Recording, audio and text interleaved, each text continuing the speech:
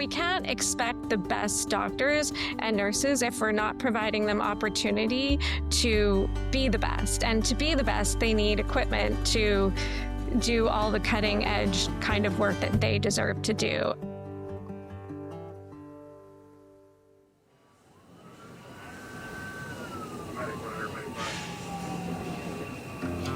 Welcome to Harbouring Hope, a podcast brought to you by the Nanaimo District Hospital Foundation.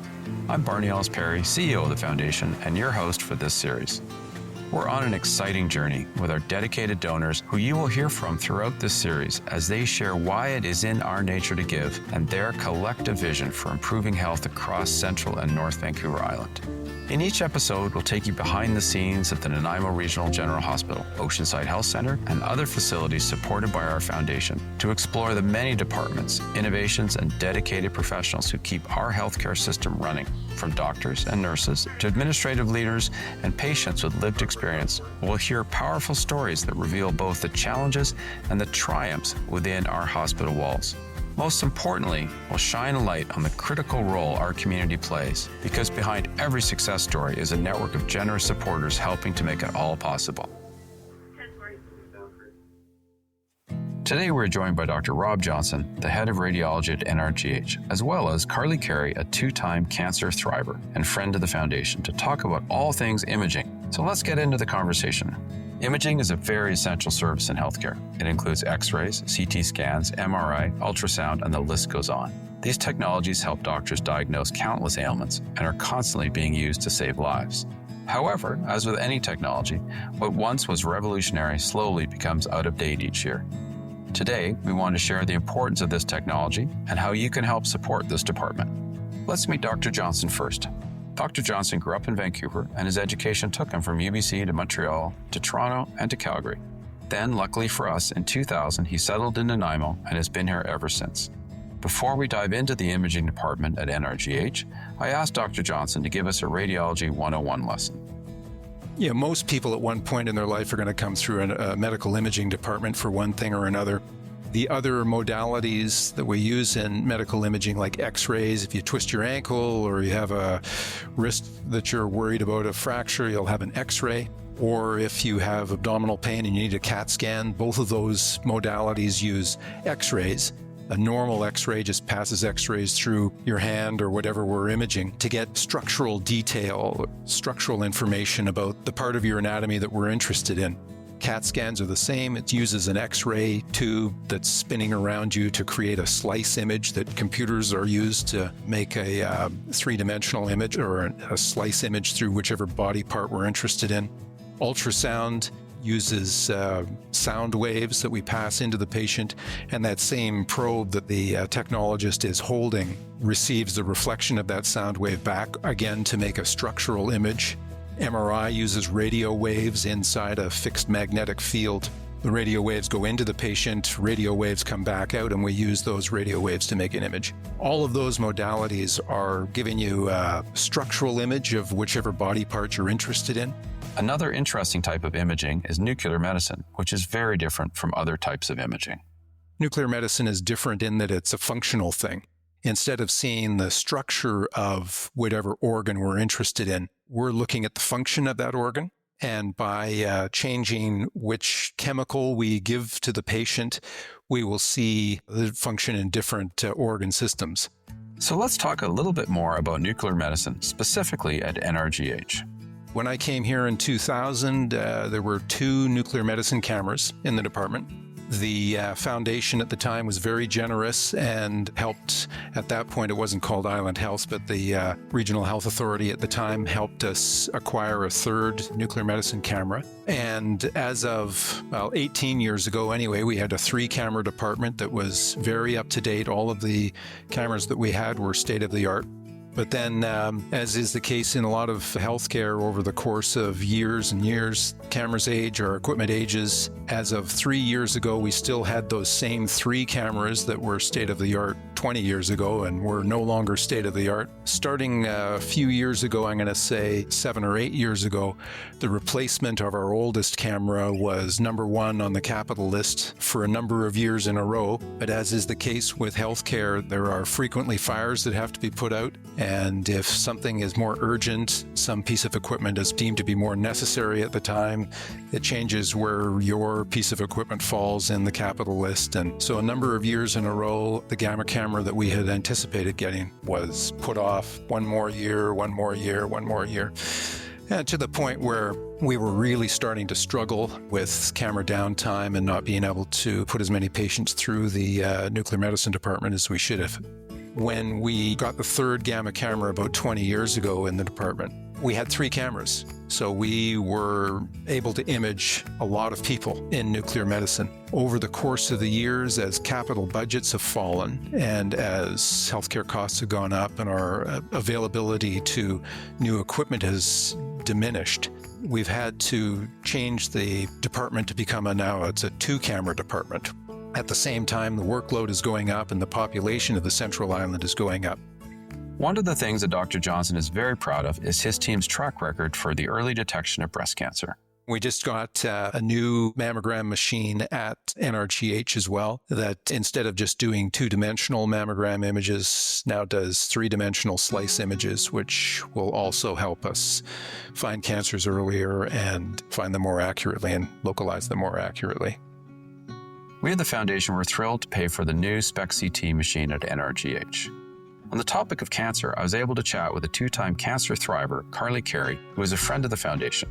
She has long been involved with the Foundation and even ran an incredibly successful campaign for the new SpecCT for the hospital. Let's meet Carly now. I have been a longtime volunteer, and I worked as a volunteer for a different organization for about 8 years. And that tenure came to a close, and I was thinking about what I was going to do next. And Janice Kroll actually reached out to me on LinkedIn, and she just kind of sent me a really lovely message. Hey, I would love to get to know you more. Can we meet up? And the funny story about this, and Janice and I laugh about this a lot, is my first initial reaction was, no, I don't think I have anything to offer. I had this preconceived notion about volunteering for hospitals that it was a little more conservative and maybe was a lot of board meetings and, data and financials, and none of that really fit with my type of volunteering and personality. But you and Janice were so great because you kept providing me opportunities over time that you thought I might think is fun or match my personality. So I would say that my engagement with the hospital is largely in part because of how amazing you, Tina, and Janice are, because you've been really good at pairing what you think I might be good at with some of your initiatives. So let's hear more of Carly's story of her first diagnosis of cancer when she was 18. Yeah, I was 18, my first year of university, not a care in the world, thought I was invincible, and then I got diagnosed with cancer. Honestly, being young is such a blessing. I really didn't even think it was a big deal. I'm like, okay, what do we have to do to resolve this? And then let's do it. So the Nanaimo Hospital was really, really a wonderful experience because I was able to get all my chemo treatments there, which meant every 3 weeks or whatever the cycle was, I would just go down the road and get chemo. Carly was born on a houseboat in Port Hardy with no electricity or running water. However, she and her parents made the move to Nanaimo just before her cancer diagnosis. I often think about what my life would have been like had my parents not moved to Nanaimo, and what the journey would have been when I was diagnosed with Hodgkin's lymphoma at 18 if I had to make my way from Port Hardy to the nearest cancer center. And that would have totally changed my experience. But I'm lucky that I did live in Nanaimo. The SpecCT machine, the one that Carly ran a campaign for, is very important when it comes to cancer diagnostics. The SpecCT uses nuclear medicine, like we talked about earlier with Dr. Johnson.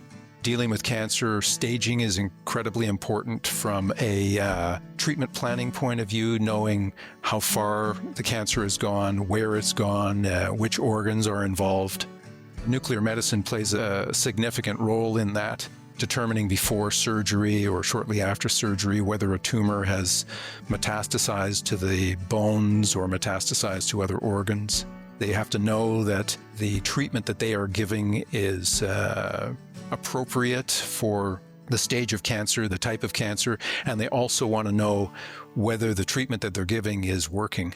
So cancer staging and cancer follow-up is a huge part of our medical imaging department, particularly in nuclear medicine, to see whether the treatments we've put someone on, or the cancer agency has put someone on, whether those treatments are working, whether they are improving, or whether they are resistant to the treatments that they're getting.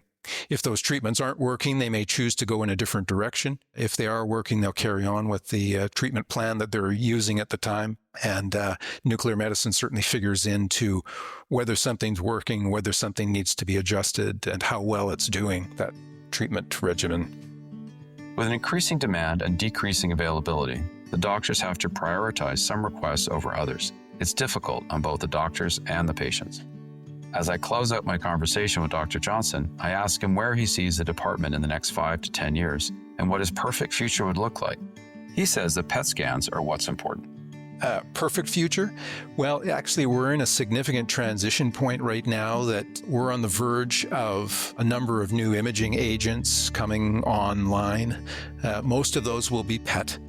Most of nuclear medicine is a difference between the United States and Canada. PET has been a workhorse in the United States for a long, long time. It's very expensive, and Canada has been relatively slow to pick it up, mostly from a capital cost and cost of creating the chemicals and doing the imaging. We're discovering as health authorities across the country that it is an incredibly valuable resource and incredibly valuable to modern medicine. The cancer treatments that we give are incredibly dependent on knowing that you're giving the right one and knowing that it's working properly. And PET is very important for that.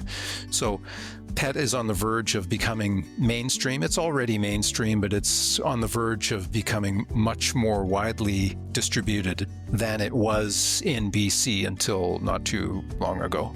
It's been available in Vancouver, but it'll be available everywhere in the province in the next few years. And it'll be very important for proper staging and following cancer patients. So how can you help? You can donate to the Hospital Foundation, but you can also take inspiration from Carly's story and get involved with the foundation through fundraising efforts. Every gift counts towards helping improve our healthcare here on Central Island. And if you don't believe me, here's Carly for the final word. I'm a very regular person. I have a regular job, a regular family, and I have found a way to support my community through volunteer work. And I get busy too, and I get stressed, but I think we all have it in us to just do a little something, and it doesn't have to be monetary. It can be the gift of time or getting involved in one way or another, preferably with the Hospital Foundation, because I do think we're at a critical point. But if not, even anywhere in your community, volunteering is such a reward to yourself and to your community. So if you've been going back and forth on whether you should, Janice and Barney and Tina are the most approachable people in the world, and I do think that your life will be enriched in so many ways if you can find your way to some kind of volunteer work. Thank you for joining us today on Harbouring Hope. To learn more about the Nanaimo District Hospital Foundation, please visit nanaimohospitalfoundation.com. I'm your host, Barney Ellis Perry. If you are a current or future partner of the foundation, thank you. With your unwavering support, we are delivering a new standard of care for all who call this amazing region home. Together, it's in our nature to give.